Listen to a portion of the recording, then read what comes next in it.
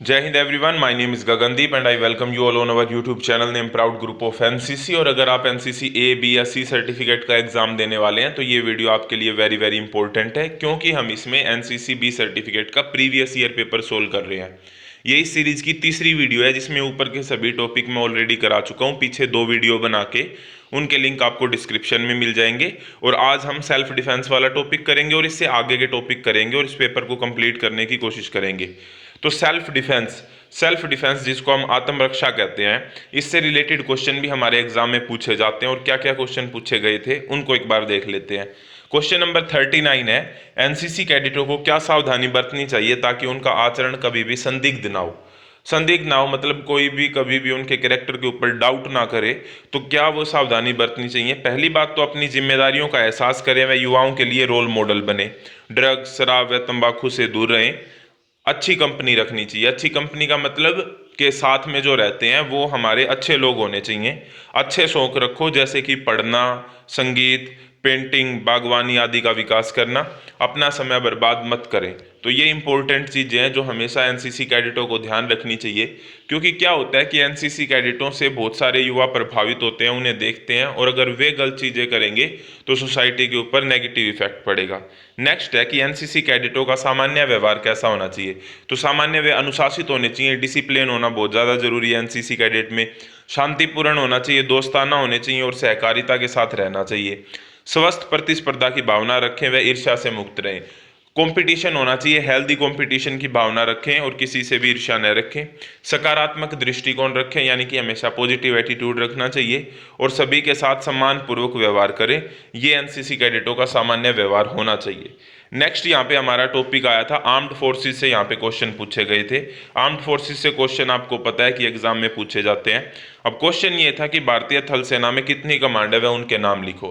अब सेम अगर आप नेवी विंग से हैं, नवल विंग से हैं, तो आपको ये पता होना चाहिए कि नेवी में कितनी कमांड है और उनके हेडक्वार्टर कहाँ पे हैं। और इसी तरीके से अगर आप एयर विंग से हैं तो आपको ये पता होना चाहिए कि एयरफोर्स की कितनी कमांड है और उनके हेडक्वार्टर कहाँ पर है। तो यहाँ पे आर्मी की हम बात कर रहे हैं, भारतीय थल सेना की। तो भारतीय थल सेना की कुल 7 कमान है। केंद्रीय कमान जिसको हम सेंट्रल कमांड भी कहते हैं, उसका हेडक्वार्टर लखनऊ में है। पूर्वी कमान जिसको ईस्टर्न कमांड कहते हैं, उसका कोलकाता में है। उत्तरी कमान का उधमपुर में है। दक्षिणी कमान का पुणे में है। दक्षिणी पश्चिमी कमान का जयपुर में है हेडक्वार्टर। पश्चिमी कमान का चंडी मंदिर में है। और सेना की जो ट्रेनिंग कमांड है, सेना प्रशिक्षण कमान, उसका जो हेडक्वार्टर है वो शिमला में है। तो भारतीय थल सेना में कुल 7 कमान है जो आपके सामने, और इनके हेडक्वार्टर भी हैं। अब फिल इन दी ब्लैंक्स के अंदर या 1 नंबर के क्वेश्चन में इस तरीके से पूछा जा सकता है कि बताओ भारतीय थल सेना की पश्चिमी कमान का मुख्यालय कहाँ पर है। ये क्वेश्चन पूछा भी गया था। तो आपको पता होने चाहिए सभी की सभी कमान के नाम और उनके हेडक्वार्टर कहाँ पर है। नेक्स्ट क्वेश्चन है यहाँ पे map reading, very very important. आपको अच्छे से समझ में आएगा ये टॉपिक, ठीक है।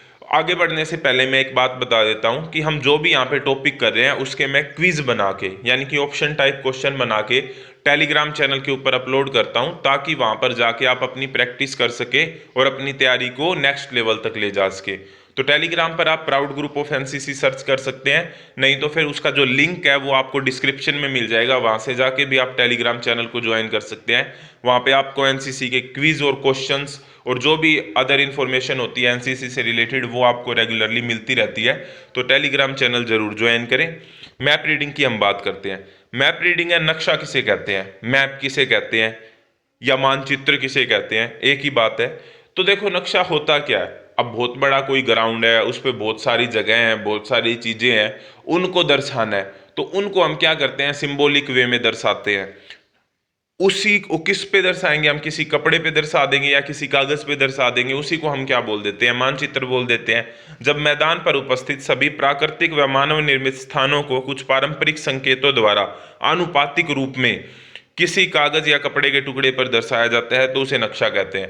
यहाँ पे आनुपातिक रूप का क्या मतलब है, आनुपातिक रूप का ये मतलब है कि मान लो किसी मंदिर से मस्जिद की दूरी 1 किलोमीटर है, ठीक है। तो नक्शे में वो दूरी 2 सेंटीमीटर है, तो यानी कि 2 centimetre is equal to 1 kilometre हो गया। इसी तरीके से अगर वो दूरी 2 किलोमीटर होती तो नक्शे में 4 सेंटीमीटर होता, यानी कि उसी रेशियो में चलेंगी चीजें, अनुपातिक रूप में, ताकि हमको एग्जैक्टली पता लग सके नक्शे के थ्रू कि किस से किस की दूरी, मतलब किस पॉइंट से इस पॉइंट की दूरी कितनी दूरी पर है। तो अनुपातिक वे में होता है। ये वाली बात भी हमको ध्यान रखनी है कि जब मैदान पर उपस्थित सभी प्राकृतिक व मानव निर्मित स्थानों को कुछ पारंपरिक संकेतों द्वारा, फिर कुछ संकेत भी होने चाहिए जिसको हम कन्वेंशनल साइन कहते हैं, क्योंकि हमको साइन के थ्रू हम एग्जैक्टली पूरा मंदिर तो बनाएंगे नहीं नक्शे के ऊपर, ना ही पूरी नदी बनाएंगे, ना ही पूरी मस्जिद बनाएंगे, ना ही कोई और चीज बनाएंगे, लेकिन उसके कुछ निशान होंगे कि भाई ऐसा सा अगर सिंबल है तो इसको ये मंदिर का सिंबल है, ऐसा अगर सिंबल है तो ये मस्जिद का है, ऐसा है तो ये चर्च का है, ऐसा है तो ये नदी का है, ऐसा है तो ये पक्की सड़क का है। तो इस तरीके से उनको हम क्या कहते हैं, पारंपरिक संकेत कहते हैं या फिर कन्वेंशनल साइन कहते हैं। तो ये बात आपको ध्यान रखनी है। नेक्स्ट है यहाँ पे कि नक्शा मानचित्र के उपयोग लिखो। भाई नक्शे का क्या क्या उपयोग होते हैं, तो खुद की स्थिति का पता लगाने के लिए, ऑन पोजीशन फाइंड आउट करने के लिए, एक वस्तु से दूसरी वस्तु की दिशा निर्धारित करने के लिए कि वो किस दिशा के अंदर है, युद्ध के दौरान आगे बढ़ने की योजना बनानी है हमको, तो उसके लिए हमको नक्शे की जरूरत पड़ती है, और जमीन की विभिन्न विशेषताओं का पता लगाना कि जिस जमीन पर हम जा रहे हैं या जिस जमीन पर हम हैं, तो नक्शे में देख के ये भी पता लगाया जा सकता है कि उसकी क्या क्या विशेषताएं हैं। नेक्स्ट क्वेश्चन यहाँ पर जो है वो है कंपास के 5 भागों के नाम लिखो। तो कंपास के कम से कम 10 भाग आपको याद होने चाहिए। यहाँ पे मैं सिर्फ 8 लिख रहा हूँ क्योंकि 5 पूछे जाते हैं तो 5 लिखोगे, 10 भी पूछे जा सकते हैं आपके एग्जाम में। उसके ऊपर मैंने अलग से वीडियो बनाई है, पहले भी वीडियो में मैंने बताया है, और आपको टेलीग्राम के ऊपर भी इसके 10 के 10 पार्ट मिल जाएंगे, तो वहां पे जाके आप देख सकते हैं। तो थंब रिंग हो गया, प्रिज्म हो गया। आप ये बताइए कि जो हम कंपास यूज करते हैं वो कौन सा कंपास होता है, लिक्विड होता है या ड्राई होता है? पहला क्वेश्चन तो आपके लिए ये है। और दूसरी चीज ये है कि उस हम जो कंपास यूज करते हैं उसका पूरा नाम क्या है, वो आपको कमेंट बॉक्स में बताना है, क्योंकि ये वेरी वेरी इंपॉर्टेंट क्वेश्चन है। ठीक है, तो कंपास के 5 भाग, थंब रिंग, दूसरा प्रिज्मेटिक कंपास होता है इसलिए प्रिज्म, लिड, डायरेक्शन मार्क होता है, ल्यूबर लाइन होती है, विंडो, ऊपर से जो कवर होती है, डायल जिसके ऊपर रीडिंग लिखी होती है अंदर जिसमें हम देखते हैं, और क्लैंपिंग स्क्रू। ये 8 पार्ट है कंपास के, ये आपको याद रखने हैं। 2 पार्ट इसके अलावा आपको और बताने हैं कमेंट बॉक्स में। देखो नेक्स्ट क्वेश्चन है यहाँ पे, कार्डिनल पॉइंट व नॉर्थ कितने प्रकार के होते हैं? तो कार्डिनल पॉइंट तो 4 होते हैं। जो डायरेक्शन होती है ना उन्हीं को हम कार्डिनल पॉइंट बोलते हैं। तो नॉर्थ, साउथ, ईस्ट और वेस्ट, यानी कि उत्तर, दक्षिण, पूर्व और पश्चिम, ये हमारे क्या होते हैं, कार्डिनल पॉइंट होते हैं। लेकिन अगर ये पूछा जाए कि उत्तर कितने प्रकार के होते हैं, नॉर्थ कितने टाइप के होते हैं, तो नॉर्थ 3 प्रकार के होते हैं, उत्तर 3 प्रकार के होते हैं। एक तो होता है ट्रू नॉर्थ जिसको हम हिंदी में वास्तविक नॉर्थ बोलते हैं, वास्तविक उत्तर बोलते हैं। एक होता है मैग्नेटिक नॉर्थ जिसको हम चुंबकीय उत्तर बोलते हैं, और एक होता है ग्रिड नॉर्थ जिसको हम ग्रिड उत्तर बोलते हैं। वेरी वेरी इंपॉर्टेंट क्वेश्चन है, एग्जाम में पूछा जाता है कि उत्तर कितने प्रकार के होते हैं, ये आपको पता होना चाहिए। नेक्स्ट क्वेश्चन यहाँ पे है कि निम्नलिखित के पारंपरिक संकेत बताएं। देखो पारंपरिक संकेत बताने से पहले मैं एक इंपॉर्टेंट बात आपको बताना चाहता हूँ कि आपको इस वीडियो के नोट्स बनाने की कोई ज़रूरत नहीं है, क्योंकि इन जिन नोट्स से आप पढ़ रहे हैं इसके अलावा भी और जो मैंने पहले वीडियो बनाई है जिसमें एनसीसी के प्रीवियस ईयर सोल्ड पेपर है, हिंदी में है सभी के सभी, एनसीसी के प्रीवियस ईयर सोल्ड पेपर है, एनसीसी के वन लाइनर क्वेश्चन है, एनसीसी के शॉर्ट आंसर टाइप क्वेश्चन है, लॉन्ग आंसर टाइप क्वेश्चन है, इंपॉर्टेंट फुल फॉर्म जो एनसीसी में पूछी जाती हैं वे हैं, इंपॉर्टेंट डेज जो एनसीसी में पूछे जाते हैं वे हैं। यानी कि जब भी आप एग्जाम देने जाएं तो आपको पूरी बुक पढ़ने की जरूरत ना पड़े, बल्कि ये जो इंपॉर्टेंट क्वेश्चन जो कि एग्जाम में पूछे जाते हैं आप सिर्फ इन्हें पढ़ के अपने एग्जाम में अच्छे से अटेम्प्ट कर पाएं और अच्छा स्कोर कर पाएं। तो उसके लिए ये पीडीएफ तैयार की गई है एनसीसी नोट्स के नाम से। और अगर आप इस पीडीएफ को खरीदना चाहते हैं तो जो व्हाट्सएप नंबर है वो आपको डिस्क्रिप्शन में मिल जाएगा, और डायरेक्ट व्हाट्सएप पे मैसेज करने का लिंक भी मिल जाएगा। तो वहां से जाके आप इस पीडीएफ को खरीद सकते हैं और अपनी तैयारी को बेटर कर सकते हैं। निम्नलिखित के पारंपरिक संकेत बताएं। तो पारंपरिक संकेत, मंदिर कुछ इस तरीके से दिखाई देता है जैसा आपको दिखाई दे रहा है, गुरुद्वारा कुछ इस तरीके से दिखाई देता है, चर्च के ऊपर आपको पता है ये साइन होता है, वायु पंप आपको दिखाई दे रहा है, कच्ची सड़क के अंदर क्या होता है कि डॉट डॉट डॉट लगे होते हैं, और जबकि पक्की सड़क में क्या होता है कि अंदर से हम पूरा उसको कलर से भर देते हैं। तो ये वाली चीज है यहाँ पे। तो ये पारंपरिक संकेत होते हैं, आप इसका स्क्रीनशॉट भी ले सकते हैं, अदरवाइज पीडीएफ के अंदर ये सारी चीजें आपको मिल जाएंगी। नेक्स्ट क्वेश्चन है यहाँ पे कि कंपास के उपयोग लिखो। तो कंपास का प्रयोग हम किस चीज के लिए करते हैं? उत्तर को खोजने के लिए, यानी कि नॉर्थ फाइंड आउट करने के लिए, मैग्नेटिक बियरिंग नापने के लिए, नक्शा सेट करने के लिए और नाइट मार्च के दौरान। तो इन टाइम के ऊपर कंपास का हम प्रयोग करते हैं। ठीक है, अब आपको ये बताना है कमेंट बॉक्स में कि बियरिंग कितने प्रकार की होती है, ये आप मुझे जरूर बताइएगा। नेक्स्ट क्वेश्चन है यहाँ पे फील्ड क्राफ्ट और बैटल क्राफ्ट से रिलेटेड, यानी कि क्षेत्र कला और युद्ध कला जिसको हम कहते हैं, उससे रिलेटेड क्वेश्चन है। इससे रिलेटेड क्वेश्चन भी आपके एग्जाम में आते हैं, 101% आते हैं। क्षेत्र कला किसे कहते हैं? देखो, क्षेत्र कला नाम से ही पता लग रहा है किसी भी क्षेत्र की कला।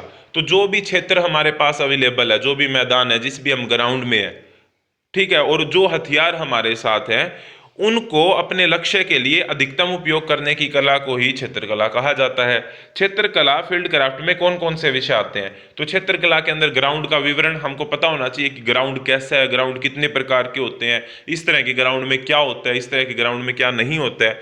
लक्ष्यों की पहचान व विवरण हमको ये पता होना चाहिए कि टारगेट किस तरह के होते हैं। कुछ आसान टारगेट होते हैं जिनको ईजिली एक्सप्लेन किया जा सकता है, कुछ मुश्किल टारगेट होते हैं जिनको अलग तरीके से एक्सप्लेन किया जाता है।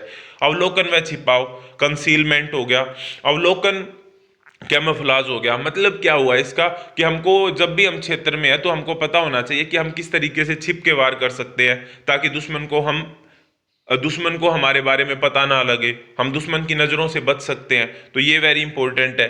हथियार व हथियार के बिना मूवमेंट हमको आनी चाहिए। तो ये क्षेत्र कला के अंदर आती हैं चीज़ें। विभिन्न प्रकार के मैदान कौन से हैं? तो टूटा हुआ मैदान हो गया, खुला व समतल मैदान, ऊंचा मैदान, मृत मैदान को हम डेड ग्राउंड भी कहते हैं। तो ये विभिन्न प्रकार के क्या होते हैं? मैदान होते हैं। नेक्स्ट है यहाँ पे introduction to infantry weapon. Infantry में जो हम वेपन यूज करते हैं उनके बारे में यहाँ पे क्वेश्चन पूछे गए हैं, और जो कि हर बार पूछे जाते हैं। एसएलआर के बारे में तो क्वेश्चन पूछे जाते हैं आपके एग्जाम में। आप कोई भी पेपर उठा के देख लो, उसमें एसएलआर से रिलेटेड क्वेश्चन आपको 101% मिलेंगे। तो 7.62 mm जो एसएलआर होती है, एसएलआर की फुल फॉर्म होती है सेल्फ लोडिंग राइफल, आपको पता होगा। आपको ये बताना है पहले तो कि 7.62 mm एसएलआर का कैलिबर कितना होता है। अब पहले क्वेश्चन के ऊपर चलते हैं, ये आपको कमेंट बॉक्स में बताना था। तो 7.62 mm जो एसएलआर होती है उसकी कारगर रेंज कितनी होती है? तो उसकी कारगर रेंज होती है 275 मीटर। वेरी इंपॉर्टेंट क्वेश्चन आपको ध्यान रखना है। एलएमजी का rapid of fire rate, rapid fire rate कितना होता है? तो वो होता है 3 मैगजीन प्रति मिनट। 3 मैगजीन प्रति मिनट। अब आपको कमेंट बॉक्स में एक तो ये बताना है कि एलएमजी की फुल फॉर्म क्या होती है, दूसरा ये बताना है कि एलएमजी की एक मैगजीन में कितने राउंड आते हैं। ठीक है, एसएमसी का पूरा नाम क्या है? एसएमसी का पूरा नाम है स्टेन मशीन कार्बाइन। एलएमजी को मुख्यतः कितने बड़े भागों में बांटा जा सकता है? तो 5 बड़े भागों में बांटा जा सकता है। हालांकि क्वेश्चन वेरी इंपॉर्टेंट है, आपको कमेंट बॉक्स में यह बताना है कि वे 5 भाग कौन से हैं, और मैंने प्रीवियस वीडियो में ये ऑलरेडी करा चुका हूं मैं। 7.62 mm एसएलआर में कितने ग्रूज होते हैं? बैरल में कितने ग्रूज होते हैं? तो 6 ग्रूज होते हैं। नेक्स्ट है यहाँ पे उत्तर देने हमको डायरेक्ट कि 7.62 mm एसएलआर का कैलिबर कितना होता है, मैंने अभी आपसे पूछा था। और मैं आपको बता भी देता हूं कि जैसे मान लो 0.22 है, तो 0.22 राइफल है तो उसका कैलिबर 0.22 होता है। 7.62 mm एसएलआर है तो इसका कैलिबर 7.62 mm ही होगा। ठीक है, जो आगे लिखा होता है वही इसका कैलिबर होता है। भरे हुए मैगजीन के साथ 7.62 mm एसएलआर का वजन कितना होता है? तो जब मैगजीन भरी होती है उसके साथ में जो वजन होता है 7.62 mm एसएलआर का, वो होता है 5.1 किलोग्राम। 7.62 mm एसएलआर की कारगर रेंज कितनी होती है? ये तो ऊपर ही आया अभी, 275 मीटर। 7.62 mm एसएलआर में कितने राउंड भरे जाते हैं? एसएलआर में आगे आपको एलएमजी के राउंड बताने हैं। एसएलआर में भरे जाते हैं 20 राउंड। 7.62 mm एसएलआर का पूरा नाम लिखो। ये वाला क्वेश्चन भी आ गया जो मैंने अभी आपसे पूछा था। 7.62 mm सेल्फ लोडिंग राइफल, ये इसका पूरा नाम होता है। नेक्स्ट है यहाँ पे कि 7.62 mm एसएलआर की सफाई का सामान लिखो। देखो, हमको राइफल साफ भी करनी होती है, तो साफ करने के लिए हमको किन किन चीज़ों की जरूरत पड़ती है? एक तो पुल थ्रू की जरूरत पड़ती है, एक ऑयल बोतल होनी चाहिए, कॉम्बिनेशन टूल होना चाहिए, पेचकस होना चाहिए, चिंदी क्या होता है? वो कपड़ा होता है, जो छोटा कपड़ा होता है जिससे हम राइफल को साफ करते हैं। ग्रेफाइट ग्रीस ट्यूब होनी चाहिए और ब्रश होना चाहिए। तो ये इंपॉर्टेंट चीज़ें हैं जिनकी हमको ज़रूरत पड़ती है जब हम 7.62 mm एसएलआर की सफाई करते हैं। नेक्स्ट है यहाँ पे हमारा टॉपिक सैन्य इतिहास। सैन्य इतिहास यानी कि मिलिट्री की हिस्ट्री। तो लगभग 50 शब्दों में हमने पहले तो हल्दी घाटी के युद्ध के ऊपर संक्षिप्त टिप्पणी लिखनी है। आपको इस बारे में पता होना चाहिए कि हल्दी घाटी का युद्ध हुआ था, वो कब हुआ था, किन किन के बीच हुआ था। इतना भी अगर आपको पता है तो उसके बारे में आप लिख सकते हैं। हल्दी घाटी का युद्ध राजपूतों और मुगलों के बीच लड़ा गया था, और हल्दी घाटी का युद्ध सन 1576 में हुआ था। इस लड़ाई में 20,000 राजपूत सैनिक व 80,000 मुगल सैनिक शामिल थे। इसमें श्री महाराणा प्रताप को उनके वफादार घोड़े चेतक ने बचाया था। तो ये 50 शब्दों के अंदर इसके ऊपर टिप्पणी होगी, संक्षिप्त टिप्पणी हल्दी घाटी के युद्ध के ऊपर। इसी तरीके से आपको हर जो इंपॉर्टेंट वॉर है, चाहे हम इंडो पाक वार की बात करें, इंडो चाइना वार की बात करें, तो उनके बारे में आपको बेसिक डिटेल पता होनी चाहिए। नेक्स्ट है यहाँ पे कि अकबर ने मुगल साम्राज्य पर किस साल में शासन किया, तो 1542 से लेकर 1605 तक। ये सारे क्वेश्चन इंपॉर्टेंट है क्योंकि एग्जाम में आए हुए हैं और आपके एग्जाम में भी आ सकते हैं। 1971 में के भारत पाकिस्तान युद्ध में भारतीय थल सेना के प्रमुख कौन थे, तो भारतीय थल सेना के प्रमुख थे जनरल SFM मानेकशॉ। भारत व पाकिस्तान के बीच लड़ा गया चौथा युद्ध कौन सा था, तीन हमको पता है, चौथा युद्ध कौन सा था, तो वो कारगिल युद्ध था। नेक्स्ट है यहाँ पे संचार के विभिन्न माध्यम कौन कौन से हैं। कम्युनिकेशन से रिलेटेड आपसे क्वेश्चन पूछे जाते हैं। कुछ विंग होती हैं जैसे नेवी विंग हो गया और एयर विंग हो गया, उनमें कम्युनिकेशन से रिलेटेड क्वेश्चन थोड़े ज्यादा आते हैं। तो यहाँ पे क्या है कि संचार के विभिन्न माध्यम कौन से हैं। संचार के विभिन्न माध्यम हम साइन लैंग्वेज के, तो संचार होता क्या है, पहली बात तो संचार होता है कि इंफॉर्मेशन को आदान प्रदान करना संचार कहलाता है, सूचना का आदान प्रदान करना संचार कहलाता है।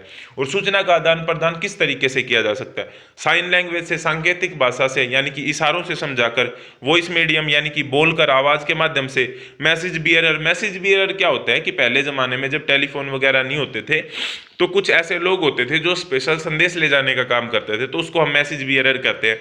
या अभी भी वॉर टाइम में कोई ऐसी स्थिति उत्पन्न हो जाती है जहां पर हमारे पास नेटवर्क काम नहीं कर रहा है, तो एक स्पेशल पर्सन होगा जो मैसेज को ले जाएगा, तो उसे मैसेज बियरर कहेंगे। रिटर्न स्क्रिप्ट, रिटर्न स्क्रिप्ट का क्या मतलब है यहाँ पे कि लिखकर हम सूचनाओं का आदान प्रदान कर सकते हैं। लाइन एंड केबल आपको पता है, ठीक है, और वायरलेस भी आपको पता है। तो इस तरीके से हम संचार के विभिन्न माध्यमों का प्रयोग कर सकते हैं अपनी इंफॉर्मेशन को एक दूसरे तक पहुंचाने के लिए। तो ये हुआ कंप्लीट पेपर। आई होप ये आपको समझ में आया होगा। ये 3 पार्ट में है, तो पहले 2 पार्ट भी जरूर देख लेना, तभी आपका पेपर जो है वो पूरे का पूरा कंप्लीट हो पाएगा। और आई होप ये वीडियो आपको अच्छी लगी होगी, चीजें आपको समझ में आई होंगी। इस तरह की और वीडियो के लिए जुड़े रहिए proud group of NCC YouTube channel के साथ। नेक्स्ट वीडियो तक जय हिंद, जय Bharat, thank you very much.